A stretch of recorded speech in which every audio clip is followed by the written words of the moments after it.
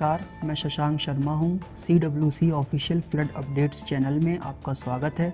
इस चैनल पर आपको CWC बुलेटिन, पूर्वानुमान और परामर्श से संबंधित बाढ़ की जानकारी मिलेगी।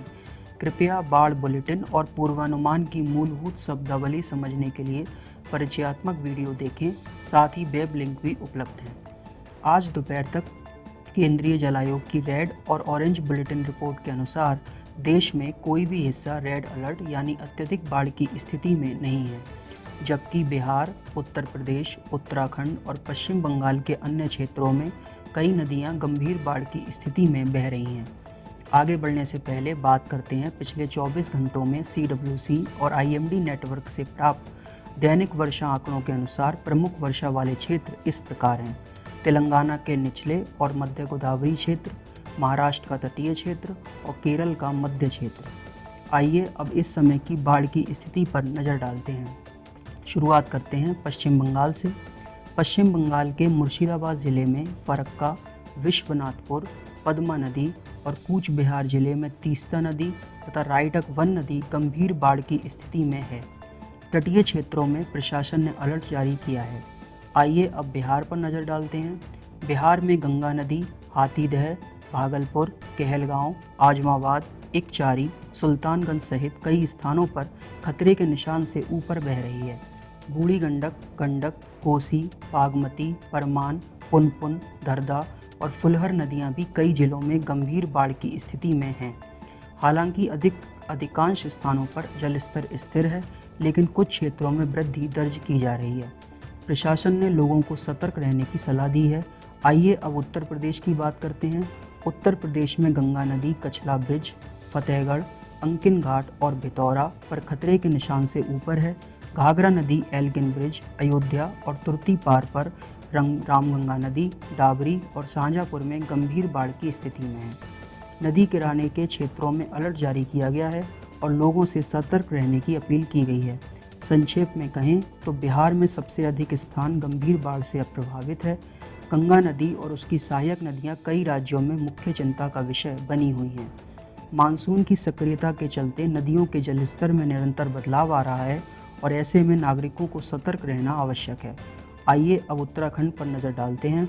उत्तराखंड में अलकनंदा और मंदाकिनी नदी रुद्रप्रयाग जिले में खतरे के निशान से ऊपर बह रही है और जलस्तर में वृद्धि दर्ज की जा रही है। प्रशासन ने अलर्ट जारी किया है और लोगों को सतर्क रहने को कहा है। आइए अब केंद्रीय जल आयोग द्वारा जारी आज की फ्लड एडवाइजरी पर एक नज़र डालते हैं। शुरुआत करते हैं आंध्र प्रदेश से।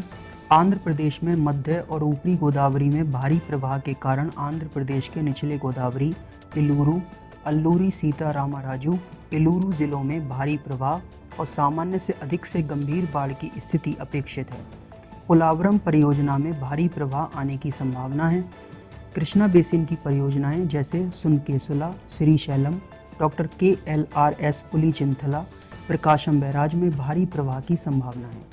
तेलंगाना की बात करें तो कृष्णा बेसिन में मानेरू, पल्लेरू, मूसी तथा अन्य सहायक नदियों महबूबाबाद, खम्मम, सूर्यापेट जिले में अगले 2 दिनों तक प्रवाह बढ़ने और सामान्य से अधिक बाढ़ की स्थिति होने की संभावना है। मूसी परियोजना, नागार्जुन सागर, PD जोराला परियोजनाओं में भारी प्रवाह की संभावना है। गोदावरी बेसिन में निम्नलिखित जिलों में अगले 2 दिनों तक जलस्तर वृद्धि तथा सामान्य से अधिक से गंभीर बाढ़ की स्थिति अपेक्षित है। निर्मल, निजामाबाद, मेडक, जगीताल, मंचेरियल, पेद्दापल्ली, जयशंकर, भूपालपल्ली, मुलुगु, महबूबाबाद, आदिलाबाद, कुमारम भीम, भद्राद्री, कोठागुडेम। CWC की 7 दिवसीय परामर्श के अनुसार गोदावरी बेसिन के बांधों में अगले 2-3 दिनों में भारी प्रवाह की संभावना है। महाराष्ट्र की बात करें तो लगभग सभी पश्चिम प्रवाही नदियों में जल स्तर वृद्धि व सामान्य से अधिक बाढ़ की स्थिति अपेक्षित है। इनमें मुख्य नदियां हैं दमन गंगा, सावित्री, पाताल गंगा, अंबा, गाड, बाव, वशिष्ठी, काजवी, नासिक, ठाणे, पालघर, रायगढ़, सिंधुदुर्ग, रत्नागिरी जिले। पूर्णा नदी में भी अगले 2 दिनों तक जलस्तर बढ़ने की संभावना है।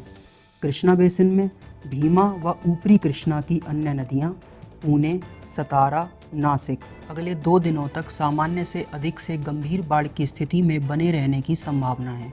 गोदावरी बेसिन में मंजिरा, वर्धा, पेनगंगा, वेनगंगा तथा सहायक नदियों वर्धा, अमरावती, नांदेड़, चंद्रपुर, यवतमाल, गढ़चिरौली में जलस्तर वृद्धि व गंभीर बाढ़ की स्थिति अपेक्षित है। कर्नाटक की बात करें तो कर्नाटक के तटीय जिले में मानसून की तीव्रता बढ़ने से अत्यधिक वर्षा की संभावना है। राज्य के तटीय जिलों में अत्यधिक वर्षा की संभावना है। अगले 2 दिनों तक दक्षिण एवं उत्तर कन्नड़, उडुपी, कोडागु जिलों की नदियां सीता, गुरुपुर, नेत्रावती, हाल्दी, संभवी, अघनाशिनी, स्वर, कुमारधारा में जलस्तर बढ़ने की संभावना है, इसलिए सतर्क रहें।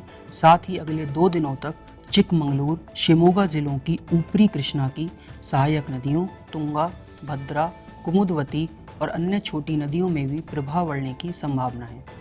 केरल की बात करें तो किचेरी, करुवन्नूर, गायत्री, थोडुपुझा, चलाकुडी, पेरियार, मीनाचिल, मणिमला और कन्नूर, कासरगोड जिलों की पश्चिमी प्रवाही नदियों में अगले 24 घंटों में जलस्तर वृद्धि व सामान्य से अधिक बाढ़ की स्थिति बने रहने की संभावना है।